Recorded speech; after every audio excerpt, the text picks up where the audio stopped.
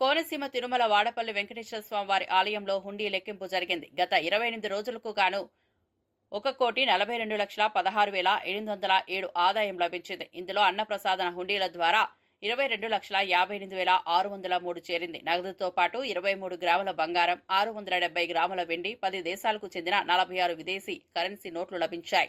హుండీ లెక్కింపులో ఆలయ అధికారులు, అర్చకులు, సిబ్బంది పాల్గొన్నారు. భక్తుల విశ్వాసం పెరుగుతోందని దేవాదాయ శాఖ అధికారులు తెలిపారు.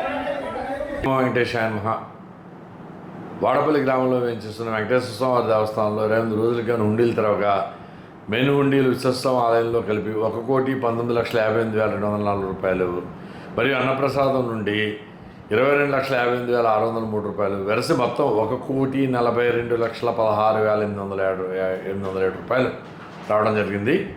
అలాగే 23 గ్రాముల బంగారం, 670 గ్రాముల వెండి రావడం జరిగింది.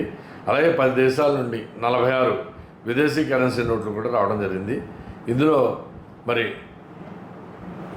వి సత్యనారాయణ గారు, ప్రసాద్ గారు తనిఖీదారు రాజమండ్రి, డిసి సతీష్ కుమార్ పర్యవేక్షకులు కోనసీమ జిల్లా, B Kiran Kumar third grade కూడా పాల్గొన్నారు. వీరు కాకుండా గ్రామస్తులు, పెద్దలు, అలాగే పోలీసులు, పత్రికా విలేకరులు మరి అందరూ కూడా పాల్గొన్నారు. కెనరా బ్యాంక్ వారికి ఇవన్నీ కూడా ఇవ్వడం జరిగింది.